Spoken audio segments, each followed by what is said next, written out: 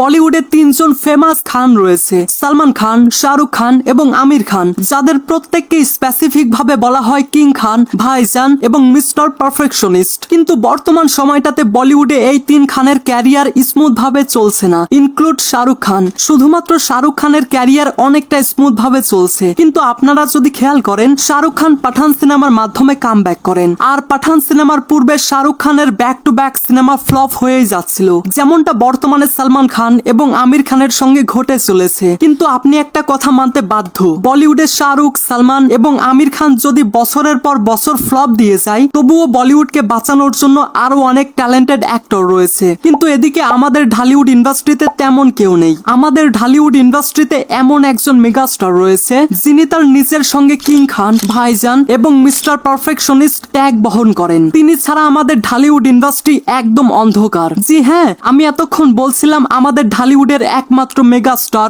বাংলা সিনেমার অক্সিজেন শাকিব খানের কথা। হ্যাঁ ভাই, ঠিক আছে। গাইস, আপনার কি জানা আছে একজন সুপারস্টার কতটা জনপ্রিয় হলে শেষ 3 বছরে 5টা সিনেমা দিয়ে প্রায় 200 কোটি টাকা আয় করে ফেলে? জাস্ট ভাবুন একবার, ঢালিউডের মতো ছোট্ট একটা ইন্ডাস্ট্রি থেকে 200 কোটি টাকা। জি হ্যাঁ, এটাই মেগাস্টার শাকিব খানের পাওয়ার। এইবার শালা কাবা কাবির পালা। শাকিব খান, যিনি আজ শুধুমাত্র একজন অভিনেতা নন, বাংলা সিনেমার বেঁচে থাকার শেষ আশ্রয়। এই মানুষটা এখনো একাই টেনে নিয়ে যাচ্ছেন গোটা ইন্ডাস্ট্রিকে। তো গাইস, আজকের এই ভিডিওতে আমি আপনাদেরকে জানাতে চলেছি কেন বর্তমান সময়টাতে শাকিব খান সব থেকে দামি সুপারস্টার এবং কি কি কারণে শাকিব খান এখন 200 কোটির superstar. So this is going to be an very interesting video. তাই ভিডিও শুরু করার আগে চ্যানেলটা সাবস্ক্রাইব করুন। সাবস্ক্রাইব বাটনে জুতা খুলে মারবে নাকি স্যান্ডেল খুলে মারবে আমি জানি না, ব্যাস সাবস্ক্রাইব হয়ে যাওয়া চাই। আরে বাহ, আপনাকে থ্যাংক ইউ। ওয়েল, একটু শুরু থেকে শুরু করা যাক। লাস্ট 3 বছরে শাকিব খানের মুক্তি পেয়েছে 5টা সিনেমা, যেমন প্রিয়তমা, রাজকুমার, তুফান, দরদ এবং মোস্ট পপুলার বরবাদ। যেখানে প্রিয়তমার কালেকশন 42 কোটি টাকা, রাজকুমারের কালেকশন 26 কোটি, তুফানের কালেকশন 54 কোটি, দরদের কালেকশন প্রায় 9 কোটি এবং সর্বশেষ এখন পর্যন্ত বরবাদের কালেকশন 59 কোটি টাকা। আর এই 5টা সিনেমার সম্মিলিত আয়ের পরিমাণ দাঁড়ায় প্রায় 190 কোটি টাকা। এর মধ্যে 3টা সিনেমা সরাসরি বক্স অফিসে ইন্ডাস্ট্রি হিট। আর এটা কেবলমাত্র সংখ্যা নয়, এটা শাকিব খানের স্টারডামের পাওয়ার। একদিকে শাকিব খানের 5টা সিনেমায় 190 কোটির ব্যবসা, অন্যদিকে ঢালিউডের বাকি সব নায়কের মিলে গত 5 বছরে এই অঙ্কটা ধরা ছোঁয়ার বাইরে। তুমি কি পাগল হইলে না মাথা খারাপ? কিন্তু একটা সময় বলা হতো ফিল্ম ইন্ডাস্ট্রি টিকে আছে পরিচালকদের উপর, কিন্তু বর্তমান সময়টাতে সেই কথাটা পাল্টে গেছে। আজ বলা হয় শাকিব খানের সিনেমা আসছে মানে হল খুলবে। সত্যি বলতে শাকিব খান এখন সিনেমার প্রডিউসারদের জন্য বাসার অক্সিজেন। তাও সত্য।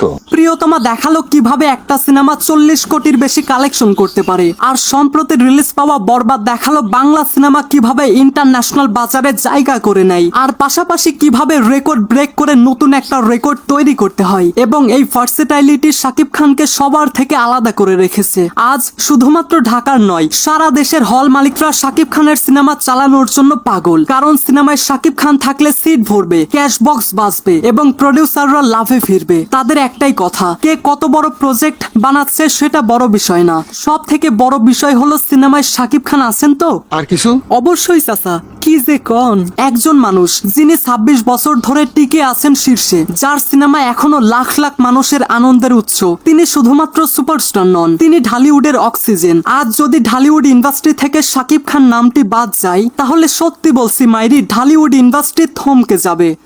তো গাইস, আপনার কি মনে হয় শাকিব খানের পর কেউ কি পারবেন এমন স্টারডাম তৈরি করতে? পাশাপাশি ঢালিউড ইন্ডাস্ট্রিতে এমন কি কেউ আছেন যে শাকিব খানের সিনেমার রেকর্ড ভেঙে নতুন একটা রেকর্ড তৈরি করতে পারবে? আপনার মতামত অবশ্যই কমেন্টে জানিয়ে যাবেন। So I hope you like this video. If you like this video, then subscribe to my channel and press the bell icon. Thanks for watching guys.